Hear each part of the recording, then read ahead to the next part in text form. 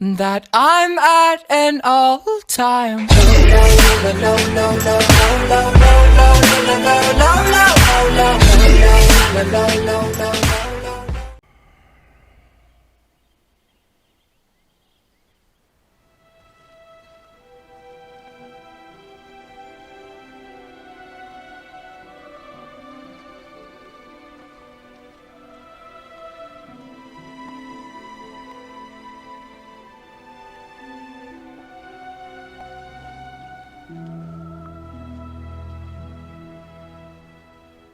Eridan, it is good to see you safe. Eladan and Elro here told us of your actions at Fornost. Such courage and skill brings honor to all the Dunedain. Indeed. It is an honor to welcome one so brave to my home, and your companions as well. I am grateful for what you did at Fornost. If Agendaur's forces had joined in the hunt, there is little chance that I and my charges would have made it here to safety. I thank you for the welcome. Are you the master of these halls? Yes, I am Elrond Half-Elven, Lord of the Refuge of Imladris, or as you know it, Rivendell. Half-Elven? What does that signify? Both my sire, Earendil, and my mother, Elwing, had fathers who were of the Edain, the most noble of the men of old. They and their descendants are called the Parenthil, which means the Half-Elven. Are you then of mortal kind, like other men? To each of the Parathil is given a choice, whether to become mortal or to accept the life of the Eldar, the Elves. Long ago, I chose to be counted among elven kind. My own children will face this choice as well.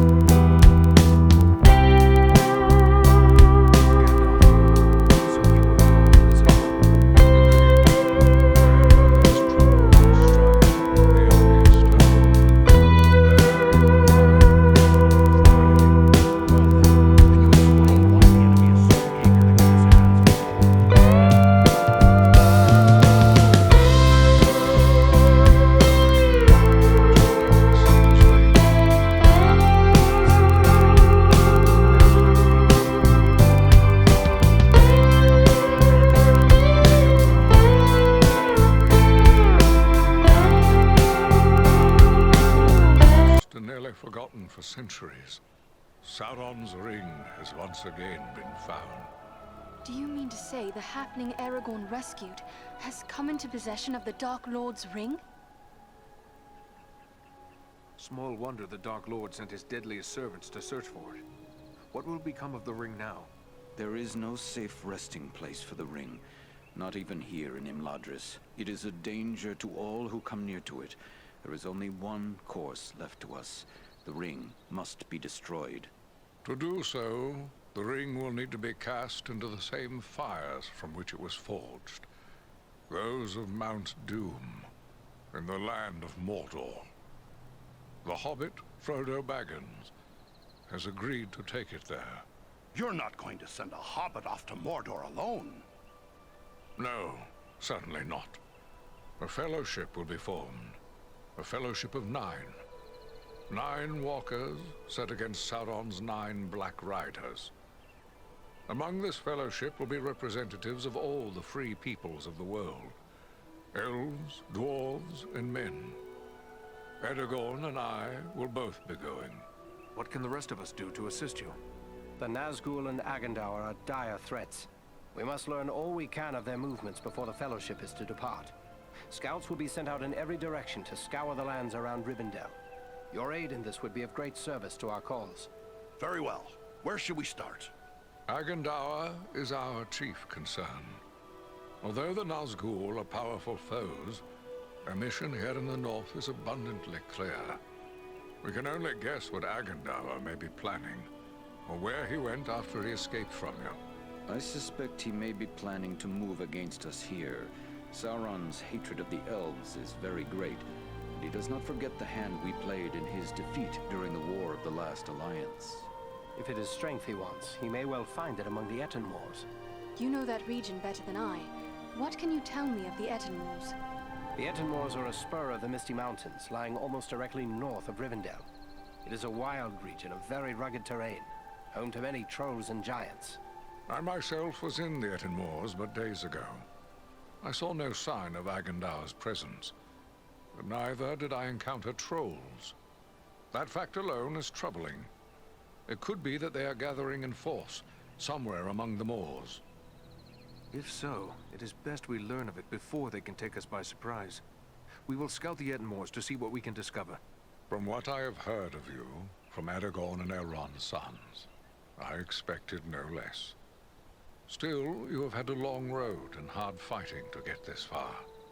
Take what time you need to rest and recover before you set out. The Etenmoors are a dangerous place for the unprepared. The hospitality of my house is yours, for as long as you wish.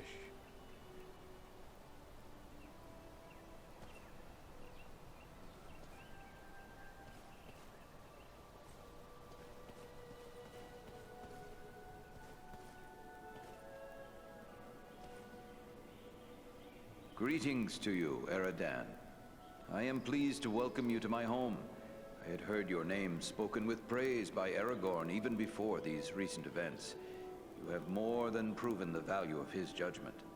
The Dunedain are often our guests here in Imladris, but I would be pleased if you would consider this house as your home whenever you may have need of it.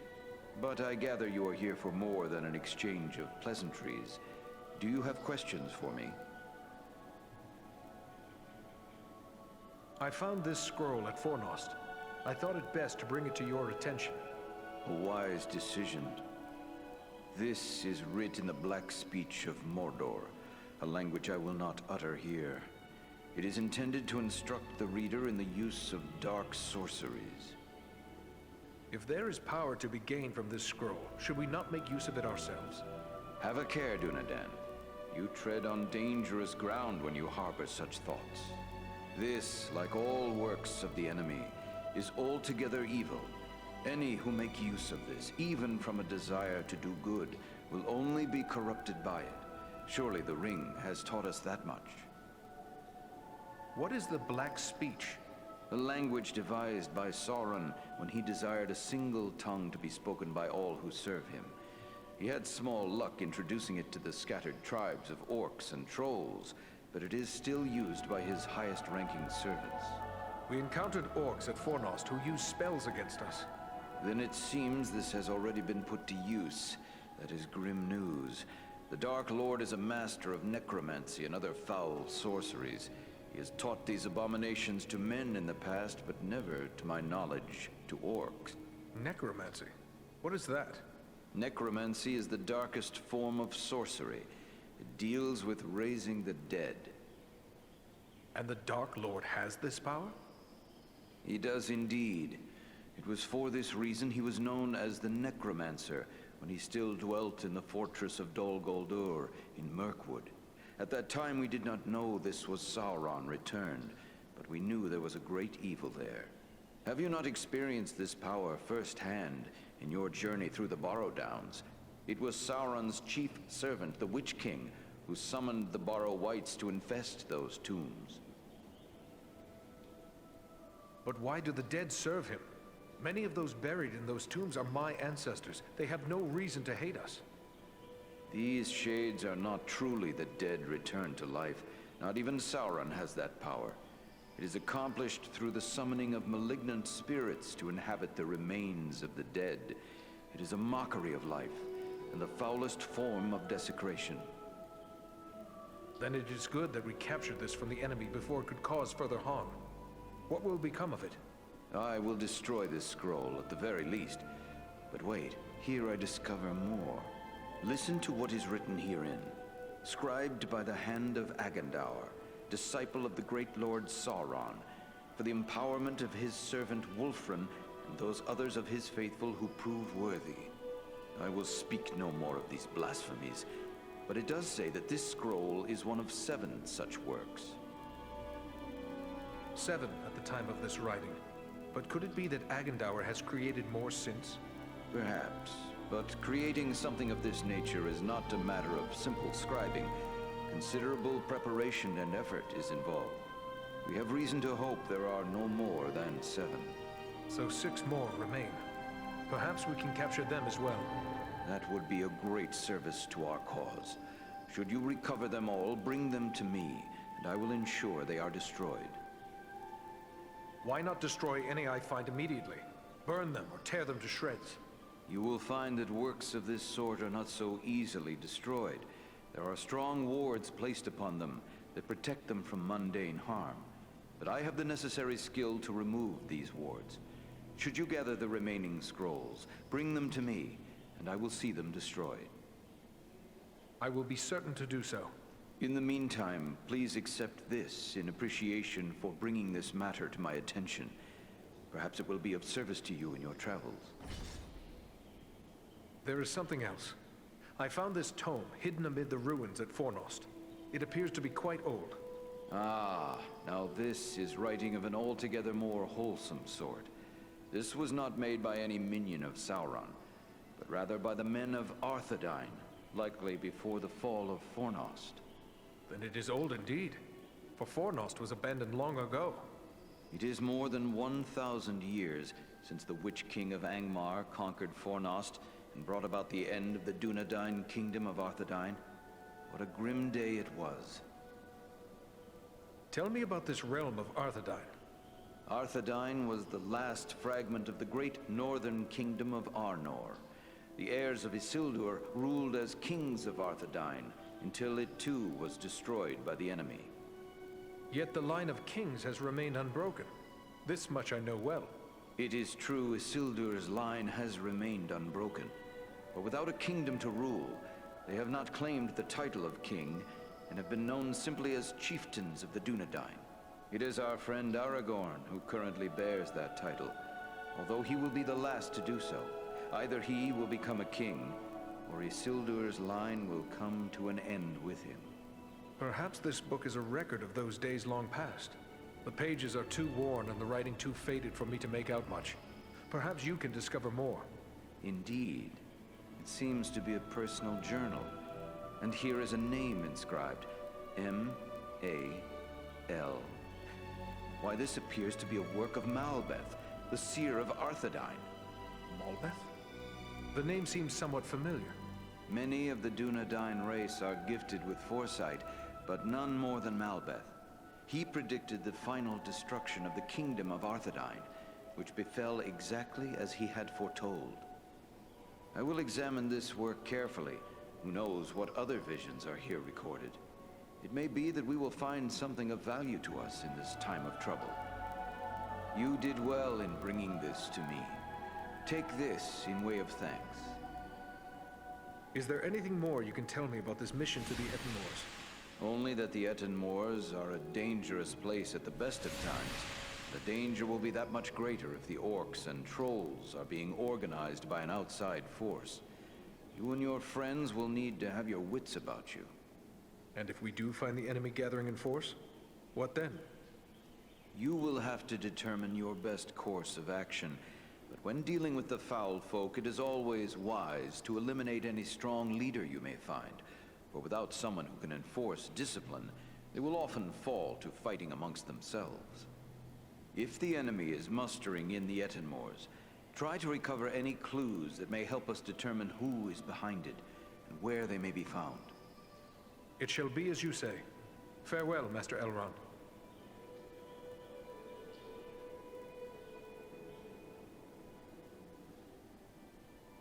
Greeting. Is there anything more you can... Only that the Etten Moors... Who could raise such a muster? Agendaur would be my first guess, but it could also be a strong orc chieftain, or perhaps an unusually cunning troll. At worst, one or more of the Nazgul may have made their way there, if any of their mounts survived the flood we unleashed upon them. Whatever may be happening there, you...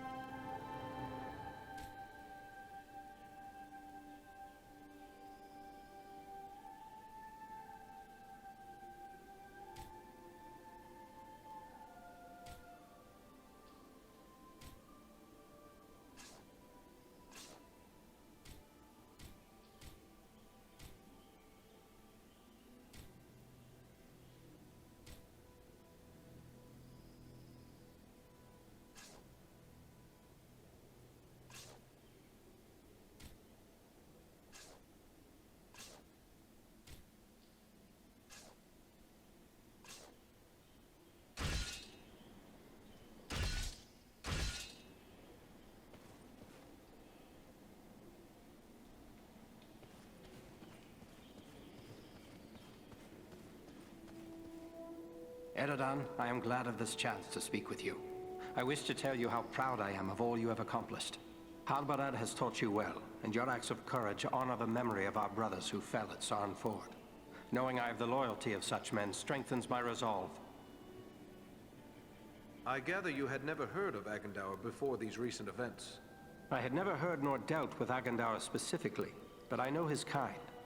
Years ago I served in disguise in the armies of Gondor, where I contended with the corsairs of Umbar, who were often led by those akin to Agendour. These black Númenóreans are a corrupt and wicked race. They worship Sauron as a god and seek the utter destruction of all who oppose him. I would like to know more about those chosen to be part of your fellowship. Who is it that interests you? Tell me about the Wood Elf, Legolas. It is fitting that we have a representative of the Eldar, the Elves, along with us on this venture. They have been foes of Sauron since before the ancestors of the Dunedain first returned to the shores of Middle-earth. Legolas is keen of eye and ear, and he is unmatched as a bowman. His arrows seldom miss their mark. What can you tell me of the dwarf Gimli? I have spent little time among dwarves, but Gimli is one of Durin's folk, and the dwarves of that line are trusted by Elrond, in spite of the differences that sometimes divide elves and dwarves. If Gimli is like most of his kin, he will prove loyal and stout-hearted, enduring in hardship and fierce in battle. What about these other hobbits? Is it wise to send so many of the little folk on this quest? We are asking much of Frodo. Until recently, he had never set foot outside the confines of the Shire. It will be a comfort for him to have the familiar companionship of his friends and kin, in the face of so much that will be new and frightening. I have traveled with these hobbits, and they proved far more courageous and hardy than many would suspect. What about this man of Gondor, the one called Boromir? If he hails from Gondor, then he is one of our long-sundered kin. But what else do you know of him? Boromir is the son of Denethor, the steward of Gondor. I had never met him before Elrond's council, but long years ago, under another name, I served his grandfather Ecthelion. The men of Gondor are valiant and strong, and by all accounts Boromir is foremost among them in courage and skill at arms. I suspect we will have need of his sword before our quest is through. What about Gandalf? What can you tell me of him? To know all there is to know of Gandalf would require a lifetime study. There is much about him that remains a mystery, even to me. Yet he is a relentless foe of Sauron, and without his vigilance the ring would already be in the hands of the enemy. His wisdom and leadership will be of great value to the Fellowship. I feel I should accompany you on your quest. Let me go south with you. The Ring-Bearer's companions have already been chosen, and I will not gainsay the wisdom of Elrond and Gandalf in this matter. I know it is hard for you to remain behind, but until now you have always dedicated yourself to protecting the people of the North. I would ask you to continue to do so, for the servants of the enemy are found in many places, not in Mordor alone. You have traveled a great deal. Is there anything you can tell me of the Etenmoors? Only that it is a dangerous and unforgiving place. My own grandfather Aradur was slain by trolls in the Etenmoors. It is important we learn if the enemy is active in the moors, but we do not send you there lightly. Be on your guard at all times while you venture there. You go now to claim your rightful place as the King of Gondor. Above all, I go to help Frodo fulfill his quest. For unless the ring is destroyed, Gondor will soon fall, king or no king. Good luck to you.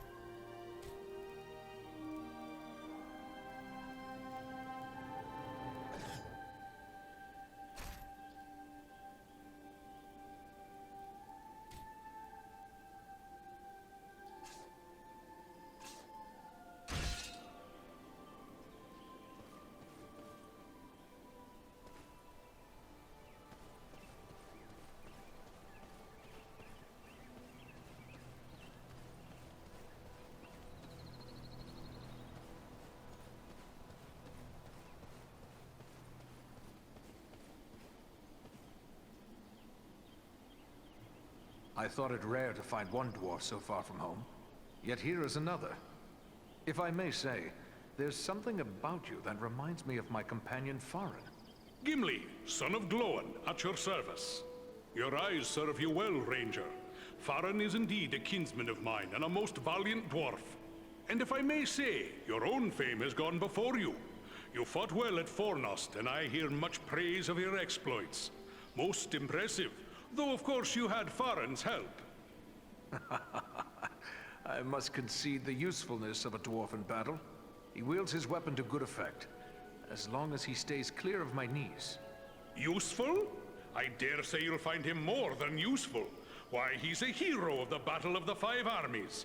Men, elves, and dwarves against orcs and goblins.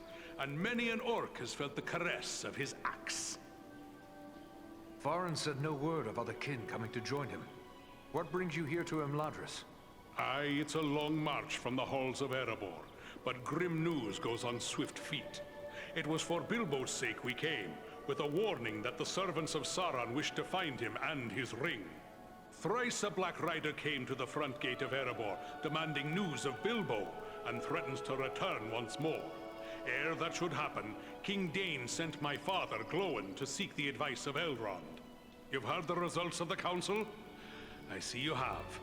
I have sworn to protect Frodo upon his quest, an oath I will fulfill though all the orcs of Middle-earth stand in my way. Do you know Frodo well?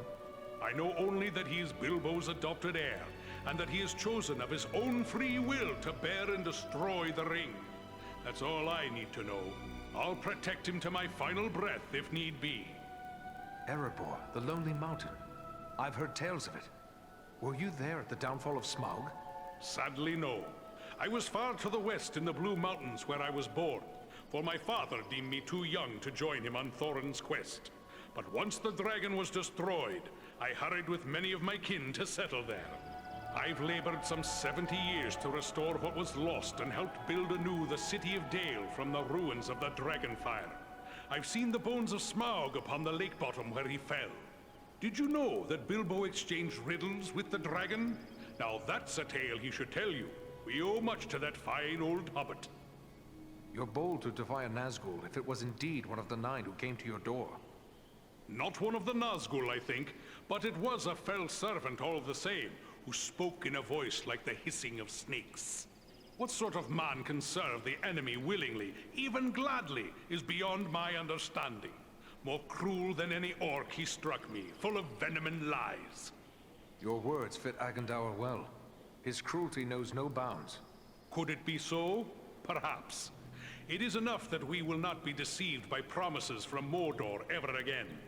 The only way the Dark Lord gets his ring back this time is when it's tossed into the fires of Mount Doom. When do you leave for the south? Not soon enough for my liking. Elrond is sending scouts many leagues in all directions, and we will wait for their news. They search for signs of any Nazgul that may have survived the flooding of the river. And there are other threats besides, as you well know. My heart forebodes that the north is not safe. Elrond has asked us to scout the Edenmoors. But what is it that worries you about the north? I like not what I've heard of this Agendaur you drove from Fornost. He could yet cause grief untold. There are rumors of gatherings of orcs, goblins, and other deadly foes growing in strength. When the Dark Lord strikes, there will be more than one land that feels his wrath. I fear for the Shire and Rivendell. It would ease my heart to know that you'll look to the defense of the North for as long as you're needed. With help from Farron, of course. For my part, you have my word on it. And I have no doubt your trustworthy kinsman and Andriel will stand by my side.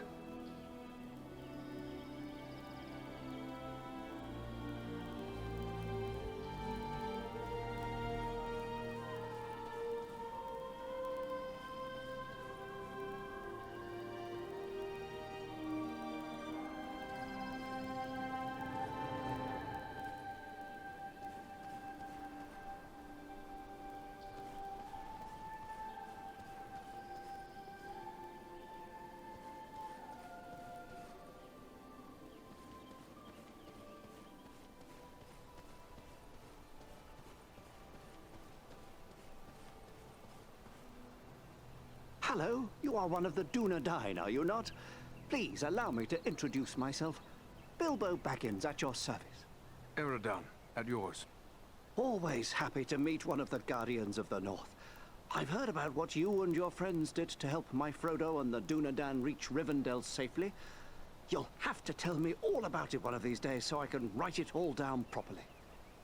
Can you tell me how Frodo came to be in possession of the Ring of Power? Well, yes, that was through me, I'm afraid. I found the ring by happenstance while lost beneath the roots of the Misty Mountains. I won it. That is to say, I took it from the creature Gollum. Of course, I did not know the full story of the ring until only a few days ago. I thought it was merely a magical bauble with the power to make the wearer invisible. I only used it to avoid unwelcome visitors. Imagine that old ring of mine causing such a fuss. I would gladly take charge of it again if that would help. Oh, yes. Gladly. Yes. You know, I think it would be best if we discussed something else. Tell me about Frodo. Is he your son? Oh, no, he's not my son. Actually, he's my first cousin once removed. And also my second cousin once removed. Well, it's complicated, but we share a great-grandfather. The poor lad was orphaned at an early age, and so I adopted him. Made him my heir, all nice and legal, while simultaneously dashing the greedy hopes of my odious relations, the Sackville Baggins. He's a good lad, Frodo. I only wish he hadn't inherited my troubles along with my estate. I hope that Gandalf and the Dunedain will keep him safe in the days ahead. The Dunedain? In the Elvish, that signifies Man of the West, one of my people. Yes, indeed, but when I say it, I mean Aragorn, of course. The Dunedain, he is often called here. A remarkable man, Aragorn, and a good friend.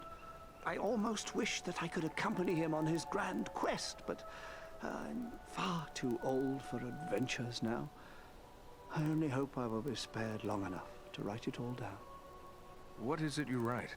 Oh, a little of this and a little of that. History, my past adventures, family trees. I've even begun a book of translations from the Elvish, although lately I've been working on poetry mostly. Say, maybe you could help me with that. I'm writing a poem for Aragorn, and I'm a bit stuck on a line or two. Is that so? Well then, let me hear what you have. Very well, very well. The verse that's giving me trouble runs like this. The light from the west is rekindled. Forth from Imladris it springs. Renewed is the hope that has dwindled.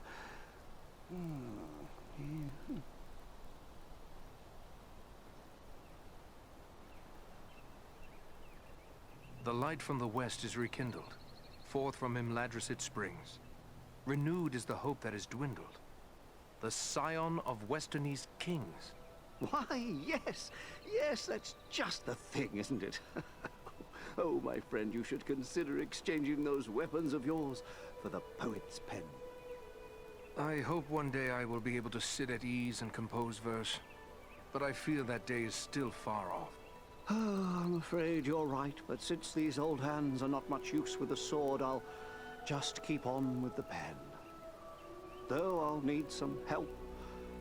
Perhaps you could show this to the Lady Arwen. She has her people's gift with words, and this touches her deeply after all.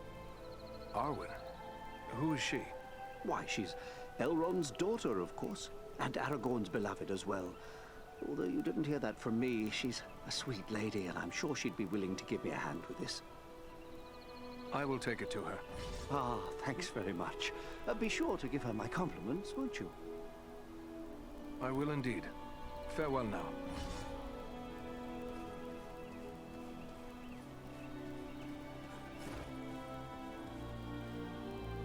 Well, my friend, it's an honor to make the acquaintance of one of Thorin's valiant companions. I'm Glóin, son of Groin, from the Lonely Mountain. And one of Bilbo's companions in the quest to slay the dragon Smaug. It's an honor to meet such a famous dwarf. I'm Eredon of the Dunedain. I heard about that business at Sarn Ford, and they say the three of you brought down an orc chieftain at Fornost. I expect I'll be hearing of even greater deeds before long. It does my heart good to see a dwarf, an elf, and a man working together again.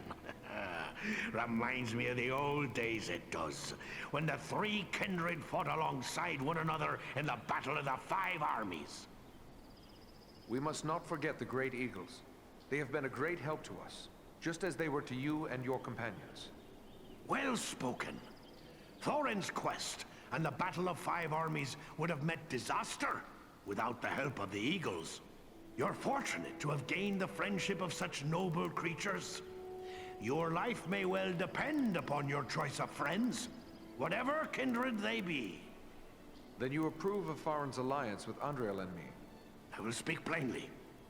I may be less than fond of King Thranduil's wood elves for keeping me in their dungeons, but I've no grudge with any of Elrond's folk. Yet in the Battle of the Five Armies, it was Thranduil's elves who died alongside men and dwarves in battle. You're right, of course. I can be a stiff-necked old dwarf, but it's time to set aside grievances that were long ago repaid. When dwarves, men, and elves fought together at Erebor, we overcame legions of foes. But we face a far more terrible enemy in the Dark Lord. Standing together against Agandaur may be more than just a good idea. It may be our only hope to save the North. Sauron's attention will be focused largely on the south. Perhaps if we thwart his plans here, it will distract him. That could benefit Frodo and the Fellowship on their quest. That's my thoughts upon the matter, too. Be the stinging fly in the ointment, as it were. Only this fly's sting will be deadly. And it's time to be about your business. Goodbye, and good luck to you.